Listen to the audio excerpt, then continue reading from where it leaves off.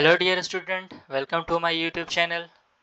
My name is आदेश कुमार और मैं subject microbiology BSN part 1 part semester 1 के unit number 3 defence mechanism of body में पढ़ा रहा हूँ और इसका आज वीडियो लेक्चर नंबर 3 है, पार्ट 3 है।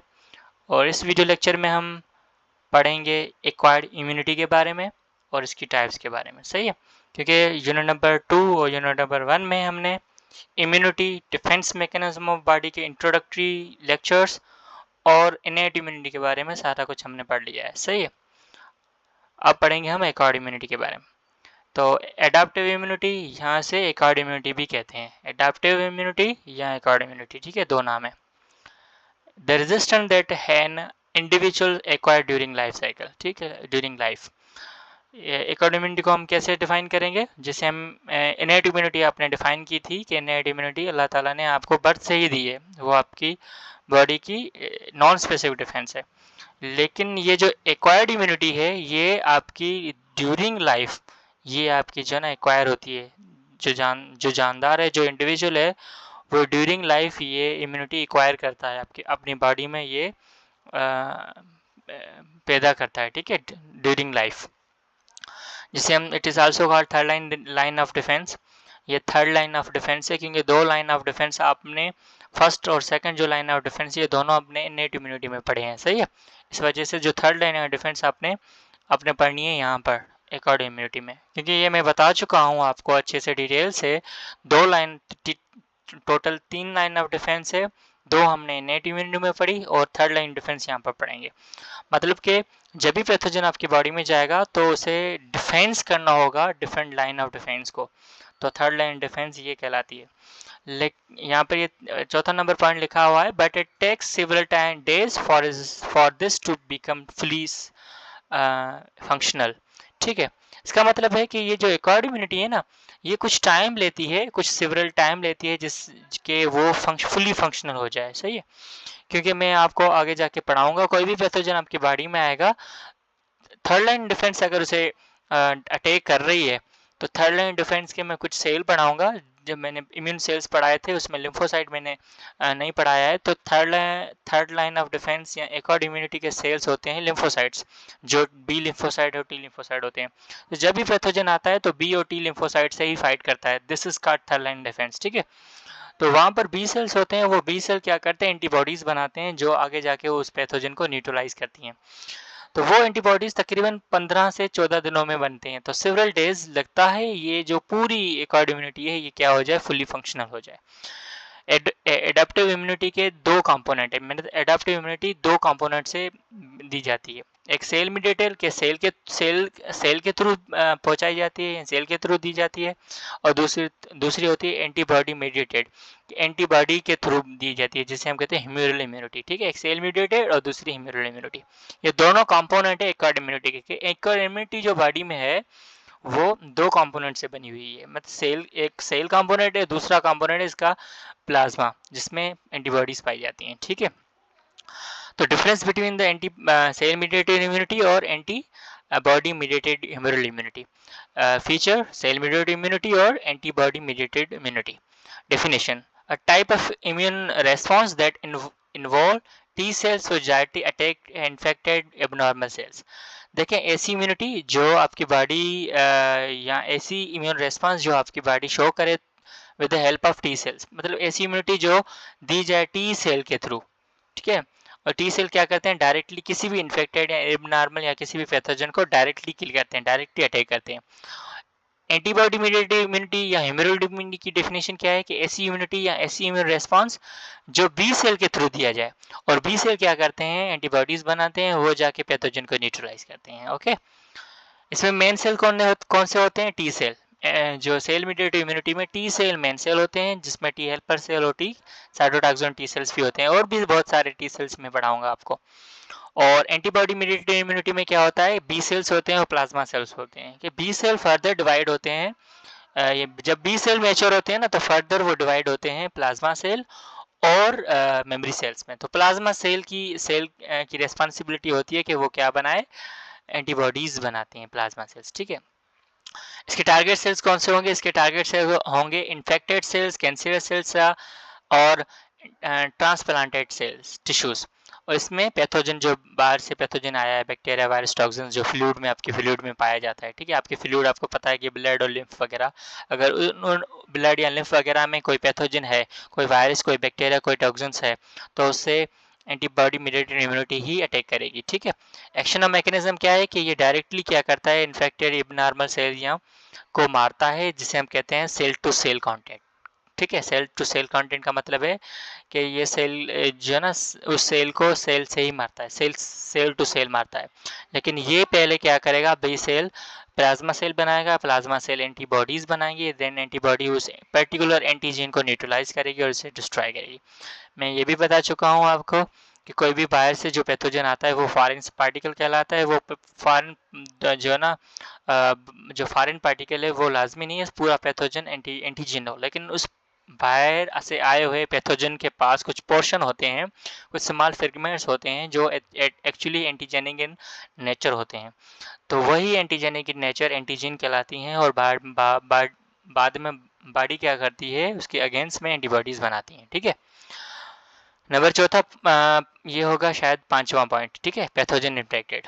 हाँ 5वां पॉइंट है। नंबर 1 2 3 4 5, हाँ 5वां पॉइंट है कि पैथोजन इन्फेक्टेड कि सेल मेडिएटेड इम्यूनिटी में कौन से पैथोजन होते हैं, इंट्रासेल्यूलर, मतलब ऐसे पैथोजन जो सेल के अंदर जाके घुस के मारते हैं। जैसे कोई वायरस आपकी बॉडी के, आपके सेल के अंदर चला गया। यहाँ पर जो एग्जांपल देख सकते हैं, ट्यूबरकुलोसिस के केस में क्या होता है, ट्यूबरकुलोसिस जो माइकोबैक्टीरियम ट्यूबरकुलोसिस है, वो लंग्स के सेलों के अंदर, पल्मोनरी सेलों के अंदर जाकर उस पल्मोनरी सेलों को मारता है, इन्फेक्ट करता है। और हेपेटाइटिस में भी ऐसे वैसे ही होता है, वायरल इन्फेक्शन में। लेकिन यहाँ पर क्या होता है, यहाँ पर पैथोजन क्या होते हैं, एक्स्ट्रा सेल्यूलर होते हैं, कि वो सेल के जाने से पहले, सेल के यहाँ पर लिखा हुआ है ना, defence against diphtheria, tetanus, influenza virus before it enter into cell, cell के जाने से पहले वो इनको किल करते हैं, ठीक है, बाहर से आए हुए। अब हम पढ़ेंगे सेल के इम्यून सिस्टम के सेल्स। मैंने पहले भी आपको पढ़ाया है, बहुत सारे पढ़ाए हैं, ग्रेन्युलोसाइट, ठीक है, अपने न्यूट्रोफिल, यूसिनोफिल, बेसोफिल्स, ये सारे अपने पढ़े थे, मैक्रोफेजेस, मोनोसाइट्स। मैंने बताया था कि लिम्फोसाइट में आगे जाके पढ़ाऊंगा, जो 2 टाइप के हैं, बी लिम्फोसाइट और टी लिम्फोसाइट, ठीक है ना। ये इम्यून सिस्टम के WBCs के टाइप हैं, इंपॉर्टेंट टाइप है। ये भी मैंने स्लाइड आपको पढ़ाई है पहले पिछले इनेंट इम्यूनिटी के क्लासेस में, क्योंकि ब्लड जो सेल्स होते हैं या वो बनते हैं ब्लड स्टीम सेल से, ठीक है। ब्लड स्टीम सेल की फर्दर 2 मेजर डिवीज़न होती है, मेलॉइड स्टीम सेल और lymphoid stem cell. Myeloid stem cell से माइलोब्लास्ट से ग्रेनुलोसाइट से इयोसिनोफिल, बेसोफिल और न्यूट्रोफिल्स बनते हैं, ठीक है। और लिम्फॉइड स्टीम सेल से क्या बनता है, लिम्फोब्लास्ट है, बी लिम्फोब्लास्ट, टी लिम्फोब्लास्ट और नेचुरल किलर सेल, ये सारे आपके WBCs बनाते हैं, ठीक है। अब हम पढ़ेंगे बी सेल या बी लिम्फोसाइट, ठीक है। और यहाँ इसमें जो बी है ना, वो स्टैंड करते, B stand for bursa Fabricius, इसे कहते हैं बर्सा फेब्रिकस, ठीक है। ये एक्चुअली क्या होता है, ये बर्ड के एलिमेंट्री कैनल के लास्ट में जो क्लोइकल ओपनिंग होती है ना, इसके बिल्कुल नियर एक ऑर्गन होता है, लिम्फॉइड ऑर्गन, जिसे हम कहते हैं बर्सा फेब्रिकस, वहाँ से लिया जाता है। क्योंकि जब पहली दफ़ा ये बी सेल डिस्कवर हुए थे ना, तो इस बर्सा फेब्रिकस से डिस्कवर हुए थे, इस वजह से बर्सा फेब्रिकस से बी लिया गया, बी सेल्स वहाँ से लिया गया, ठीक है। और ये पता है बर्सा फेब्रिकस एक्चुअली ह्यूमन में नहीं होता है। ह्यूमन में B stand for bone marrow, क्योंकि बी सेल्स कहाँ बनते हैं, बोन मेरो में बनते हैं, इस वजह से bone marrow, B stand for bone marrow. जो ह्यूमरल इम्यूनिटी है, जो एंटीबॉडी मीडिएटेड इम्यूनिटी है, ह्यूमरल इम्यूनिटी का मतलब है ऐसी इम्यूनिटी जो एंटीबॉडी के थ्रू मीडिएट हो, एंटीबॉडी के थ्रू दी जाए, वो उसे कहते हैं ह्यूमरल इम्यूनिटी। तो वो प्रोवाइड की जाती है बी सेल से। बी सेल्स 2 टाइप के हैं, एक प्लाज्मा सेल और एक मेमोरी सेल्स। प्लाज्मा सेल ही रेस्पॉन्सिबल होते हैं एंटीबॉडी बनाने की, और जो मेमोरी सेल्स होते हैं वो एक्चुअली रिकॉर्ड रखते हैं, कोई भी इन्फेक्शन आया है उसकी रिकॉर्ड रखते हैं, ठीक है, वो रिकॉर्ड होता है। यहाँ पर देखें activation of B lymphocytes. B lymphocyte activate कैसे होता है, कोई भी वायरस आपकी बॉडी में आया तो आप वो क्या करेगा, बॉडी के अंदर जाएगा, तो उसके पास एक रिसेप्टर होगा जिससे बी सेल्स बाइंड होगा, और बी सेल्स को पता चल जाएगा ये वायरस इन्फेक्टेड सेल है, तो ये बी सेल अपनी बी लिम्फोसाइट बड़ा साइज में हो जाएगा, ये 2 डिवीजन बनाएगा, आप देख सकते हैं, एक प्लाज्मा सेल, एक memory B cell. Memory B cell इसकी मेमोरी रखेगा इस वायरस की। जब ये दोबारा आपकी बॉडी में आएगा तो ये मेमोरी सेल जाके वहाँ पर अटैक करेगा और मेमोरी सेल से फर्दर प्लाज्मा सेल और प्लाज्मा सेल से एंटीबॉडीज़ बनेंगे। ये एंटीबॉडीज़ जाकर क्या करेंगे, ये आप देख रहे वाई शेप्ड की एंटीबॉडीज़ ही। अब मैं एंटीबॉडीज़ आपको पढ़ाऊंगा, क्योंकि एंटीबॉडीज़ के आगे लेक्चर हमारे जब आगे लेक्चर चलेगा वहाँ पर मैं एंटीबॉडीज़ आपको पढ़ाऊंगा। Antibodies actually Y shape proteins होती हैं, ये प्रोटीन जाके इस वायरस को न्यूट्रलाइज करेंगी, ठीक है। और अब पढ़ेंगे टी सेल्स या टी लिम्फोसाइट। इसमें जो टी है, ये टी जैसे बी था और यहाँ से यहाँ टी है, तो T stand for thymus gland, ठीक है। थाइमस ग्लैंड आपको पता है, यहाँ पर आप देख सकते हैं चेस्ट, बिल्कुल चेस्ट के बीच में एक थाइमस ग्लैंड होता है। ये बायलोब्ड ऑर्गन है, near to the heart and beneath the breast bone के बिल्कुल पीछे और हार्ट के बिल्कुल नियर ये पाया जाता है। और ये जो थाइमस है, ये actually training school of immunity है, ये इम्यूनिटी सेलों को ट्रेन करता है। रिसीविंग ग्लैंड है या थ्रोन ऑफ इम्यूनिटी है, ठीक है। ये सारे नाम थाइमस ग्लैंड के हैं। और आपको मैंने ये जैसे डिफरेंस में बताया था, सेल मीडिएटेड इम्यूनिटी दी जाती है थ्रू टी सेल्स के, ठीक है। आफ्टर कॉन्टेंट विथ एंटीजन, जब ये टी सेल किसी भी एंटीजन से कंटेंट में आते हैं तो फर्दर ये 4 डिफरेंट टाइप ऑफ सेल से डिवाइड होते हैं, जैसे टी हेल्पर सेल्स, जिसे हम CD4 सेल कहते हैं, T4 सेल कहते हैं। और दूसरी टाइप है किलर या साइटोटॉक्सिन टी सेल्स या CD+8 T8 सेल्स। और दूसरे सप्रेसर सेल्स, और जो चौथे हैं मेमोरी सेल्स उसका रिकॉर्ड रखते हैं। ये हेल्पर टी सेल्स होते हैं जो हेल्प करते हैं आपके किसी भी जो पैथोजन टी सेलों और दूसरे सेलों को। और ये डायरेक्ट साइटोटॉक्सिन टी सेल्स, ये किलर सेल्स होते हैं, ये डायरेक्ट किसी भी पैथोजन को डायरेक्टली किल करते हैं, ठीक है। ये सप्रेसर टी सेल्स हैं, ये मेमोरी सेल्स हैं। अच्छा, जो हेल्पर टी सेल्स होते हैं वो जो टी सेलों में बहुत ज़्यादा क्वांटिटी में होते हैं, ठीक है, मोस्ट अबंडेंट होते हैं। और ये क्या करते हैं, किसी भी फॉरेन पार्टिकल्स को पहले आइडेंटिफाई करेंगे, देन उसे वो सेंसिटाइज हो जाते हैं, ठीक है। और सेंसिटाइज जो हेल्पर टी सेल्स हैं वो प्रोड्यूस करते हैं लिम्फोकाइनेज। ये प्रोटीन्स होते हैं जो फर्दर जाके स्टिमुलेट करेंगे सेकंड जो टाइप है किलर टी सेल्स के और अदर टी सेल्स के टाइप्स को, और स्टिमुलेट बी सेल्स को भी स्टिमुलेट करती हैं, क्योंकि ये डायरेक्ट जाके किसी पैथोजन को आइडेंटिफाई करेंगे ना, तो वो जाके जो ना लिम्फोकाइनेज बनाएंगे। लिम्फोकाइनेज जाएगा बी लिम्फोसाइट सेलों के पास, और बी लिम्फोसाइट सेल क्या करेंगे, पॉलीफरेट होकर प्लाज्मा सेल और एंटीबॉडीज़ बनाएंगे, ठीक है। और ये सेल मैक्रोफेजेस को भी अटैक करते हैं at the site of infection, ठीक है, हेल्पर टी सेल्स। उसके बाद काम आता है किसका, किलर सेल या साइटोटॉक्सिन सेल का। ये डायरेक्टली जाके किसी भी मैक्रोऑर्गेनिज्म को मारते हैं या किसी भी इन्फेक्टेड बॉडी के सेलों को या कैंसर सेलों को मारते हैं, ठीक है। ये एक्चुअली क्या करते हैं, आप उस इन्फेक्टेड सेल के बाहर सीक्रेट करते हैं पोरिन या साइटोलाइसिन एंजाइम, जो उस पोरिन या परफरन क्या करता है, परफरन जो प्रोटीन्स हैं, वो परफरन प्रोटीन क्या करता है, इनफेक्ट किसी भी वायरस इन्फेक्टेड या किसी भी पैथोजन इन्फेक्टेड सेलों में होल कर देता है, जिससे वो सेल बर्स्ट हो जाता है। सप्रेसर सेल क्या करते हैं कि these cell suppress immune system, prevent it from attacking on body cells. ये सप्रेसर सेल क्या करते हैं, इम्यून सेल को सप्रेस करते हैं कि वो अपने ही सेलों पर अटैक ना करें, ठीक है। और हेल्पर टी सेल्स के बारे में वैसे ही आपको पता है कि ये प्रीवियसली सेंसिटाइज्ड सेल्स होते हैं। जब भी कोई नया फ्यूचर में कोई सेंसिटाइजेशन होगी या कोई भी नया सेल आएगा या कोई भी जो पैथोजन वगैरह आएगा, तो वो पहले से ही उसके पास इंफॉर्मेशन होगी उसके उस माइक्रोब्स के बारे में, और फर्दर वो जाके अपना एक्शन दिखाएगा, ठीक है। अब हम पढ़ेंगे एक्वायर्ड इम्यूनिटी के टाइप्स, ठीक है। 2 टाइप्स हैं, एक्टिव इम्यूनिटी और पैसिव इम्यूनिटी, ठीक है। एक्टिव इम्यूनिटी फर्दर हमने नेचुरल और आर्टिफिशियल में डिवाइड की है, वैसे ही पैसिव इम्यूनिटी भी हमने नेचुरल और आर्टिफिशियल में डिवाइड की है। ये देख सकते हैं आप, नेचुरल जो इम्यूनिटी है वो इन्फेक्शन से होती है। जब भी हमें जब नेचुरली इन्फेक्ट होते हैं हम, नेचुरली हमें कोई पैथोजन हमें अटैक करने आता है, तो हम वो कहलाता है नेचुरल एक्वायर्ड इम्यूनिटी, ठीक है। आर्टिफिशियली कोई भी हम पैथोजन हम इंजेक्शन के थ्रू, वैक्सीनेशन के थ्रू हम बॉडी में डालें। नेचुरल पैसिव इम्यूनिटी हम कैसे मिलती है, जैसे मदर अपने फीटस को या मदर अपने बेबी को मैटरनल एंटीबॉडीज शेयर करता है, ठीक है, जैसे ब्लड जो फ्लूइड ब्रेस्ट मिल्क से या जो प्लेसेंटा मेम्ब्रेन से। ये आप देख सकते हैं आर्टिफिशियल हमें कोई भी एंटीबॉडीज़ हमसे बाहर से मिले, मोनोक्लोनल एंटीबॉडीज़ की होती हैं ये।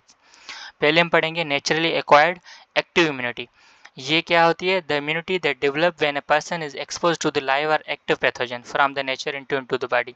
ऐसी इम्यूनिटी जो डेवलप हो किसी भी पेशेंट, किसी भी पर्सन में, कि कोई भी बाहर से कोई भी लाइव या कोई भी एक्टिव पैथोजन आपकी बॉडी में अंदर आ जाए और आपकी बॉडी में पैथोजन करे। मतलब कि जैसे हम बीमार होते हैं ना, कोई पैथोजन हम हमारी बॉडी में अटैक करता है नेचुरली, तो वो बॉडी में इम्यूनिटी डेवलप कराता है, जिसे हम कहते हैं नेचुरली एक्वायर्ड एक्टिव इम्यूनिटी। हमारी बॉडी में उस पैथोजन के खिलाफ, उस किसी भी नेचुरल इन्फेक्शन के खिलाफ इम्यूनिटी डेवलप होती है, उसी इम्यूनिटी को हम कहते हैं naturally acquired active immunity. In response immune system उसके रेस्पॉन्स में क्या बनती हैं, हमारे एंटीबॉडीज़ और मेमोरी सेल्स बनते हैं। मेमोरी सेल्स आपको लॉन्ग लाइफ इम्यूनिटी हम आपको प्रोवाइड करते हैं, ठीक है। फॉर एग्जाम्पल अ पर्सन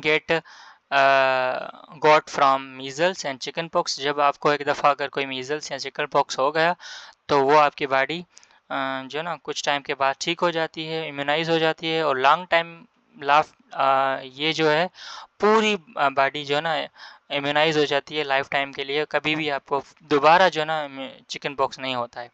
आपने देखा होगा कोई भी इन्फेक्शन अगर आपकी बॉडी को एक दफ़ा हुआ है तो वो कभी भी आपके लाइफ टाइम में नहीं होगा, क्योंकि वो आपको लाइफ टाइम जो इम्यूनिटी दे रही है, ठीक है। इसे कहते हैं नेचुरली एक्वायर्ड एक्टिव इम्यूनिटी, ठीक है। कि कोई भी पैथोजन आपकी बॉडी में आया, कोई इन्फेक्शन काज करेगा, आपको पता है नेचुरली इन्फेक्टेड, मैंने खुद नेचर से कोई पैथोजन आपका आएगा और आपको बीमार करेगा, आपकी बॉडी में इन्फेक्शन करेगा, तो आपकी बॉडी उनके रेस्पॉन्स में क्या बनाएगी, कुछ मेमोरी सेल्स और कुछ एंटीबॉडीज़ को ख़त्म कर देगी, और वो मेमोरी सेल्स आपको लाइफ लॉन्ग इम्यूनिटी देंगी, ठीक है। उसके बाद दूसरी एक टाइप है आर्टिफिशियली एक्वायर्ड एक्टिव इम्यूनिटी, ठीक है। ये क्योंकि एक्टिव इम्यूनिटी के दो टाइप हैं, एक नेचुरल और दूसरी आर्टिफिशियल। आर्टिफिशियल का मतलब है कि जैसे नेचुरल में आपने देखा कि लाइव और एक्टिव पैथोजन, ठीक है, खुद ब खुद आपकी बॉडी में आ रहा था और इन्फेक्शन काज कर रहा था। लेकिन इसमें हम क्या करेंगे, कोई पैथोजन को हम बॉडी में डालेंगे थ्रू वैक्सीनेशन, लेकिन वो पैथोजन लाजमी है कि वो सेफ और कंट्रोल मैनर हो, कि वो आपकी बॉडी में जाए, जस्ट आपको बुखार कराए लेकिन आपको ज़्यादा बीमार ना कराए, क्योंकि ज़्यादा बीमार वो आपकी बॉडी के लिए हानिकारक हो सकता है ना, वो खतरनाक हो सकता है, वो उससे आप बीमार हो सकते हैं। तो इस वजह से वो सेफ कंट्रोल मैनर हो कहलाएगा वैक्सीनेशन, ठीक है। यही वैक्सीनेशन की एक्चुअली डेफिनेशन है। वैक्सीनेशन में हम पता है क्या करते हैं, किसी भी पैथोजन को हम इनएक्टिव फॉर्म में आपकी बॉडी में इंजेक्ट करते हैं, ठीक है। It is the produce by inactivate of the pathogen by heat और रेडिएशन। किसी हीट के थ्रू उस पैथोजन को हम इनएक्टिवेट कर देंगे, या रेडिएशन के थ्रू उसे हम आधा मार देंगे, आधा मारा हुआ होगा। आर्टिफिशियल प्रिपरेशन ऑफ इनएक्टिव और डेड माइक्रोजम। जब डेड माइक्रोजम को या माइक्रोजम को हम डेड या इनएक्टिव करते हैं आर्टिफिशियली प्रिपरेशन के थ्रू, इससे ही हम वैक्सीन कहते हैं। यही वैक्सीन है। वैक्सीन की डिफरेंट टाइप्स हैं, जैसे कि डेड और लाइव बट एटीन्यूटेड। आपकी मतलब कि कोई ऐसी वैक्सीन होगी जिसमें कोई भी पैथोजन डेड होगा या लाइव भी होगा, लेकिन एटीन्यूटेड होगा, कि मरा हुआ, वीकेंड फॉर्म में होगा। कुछ वैक्सीन में टॉक्सॉइड्स होते हैं, माइक्रोबियल कंपोनेंट कुछ होते हैं, ठीक है। 2 नंबर ये पॉइंट है, आप देख सकते हैं। और कुछ ऐसी वैक्सीन्स होती है जिसमें टॉक्सिन्स होते हैं इनएक्टिव फॉर्म में, जैसे किसी भी पैथोजन से रिलीज होते हैं। जिसकी कोई एग्जांपल है OPV, जो पोलियो वैक्सीन की जो वैक्सीन है, वो BCG है, DPT है, डिप्थेरिया पर्टोसिस, और टेटनस की जो वैक्सीन है HB की है, MMR, ये सारी जो वैक्सीन है वो आर्टिफिशियली एक्वायर्ड एक्टिव इम्यूनिटी के टाइप्स में आती है वैक्सीन। उसके दूसरे बात है पैसिव इम्यूनिटी। पैसिव इम्यूनिटी में हम पढ़ेंगे नेचुरली, कि नेचुरली आपको कैसे मिल रही है, ठीक है। The immunity a person receive natural from another person.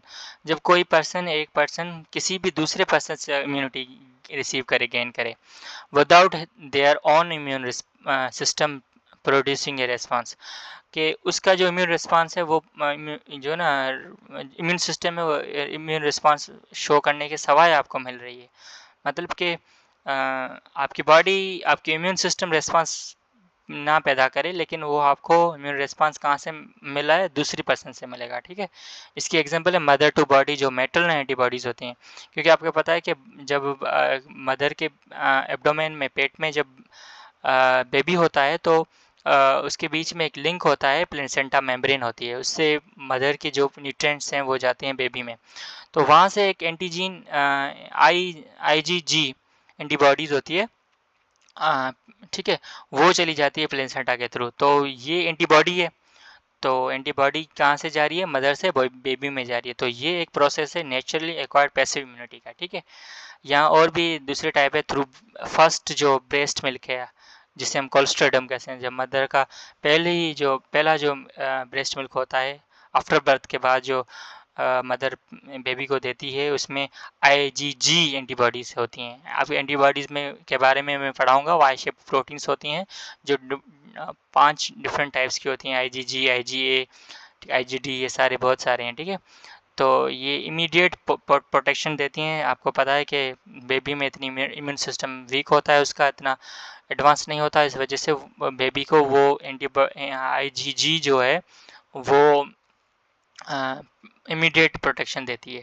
और ये भी क्वेश्चन आता है कि ब्रेस्ट मिल्क में कौन सी IgA होती है और IgG एंटीबॉडी कहाँ से जाती है, प्लेसेंटा के थ्रू मदर से बेबी में जाती है। ठीक है, ये टेम्परेरी होती है कि कुछ वीक्स ताईं आपके बॉडी, जबकि मतलब कि आप बाहर से ले रहे हैं ना, नेचुरली ले रहे हैं कि मदर से वो एंटीबॉडीज़ जा रही है बेबी में, तो बेबी में कुछ ही वीक वो बेबी में होंगी, वो बाद में ख़त्म हो जाती है।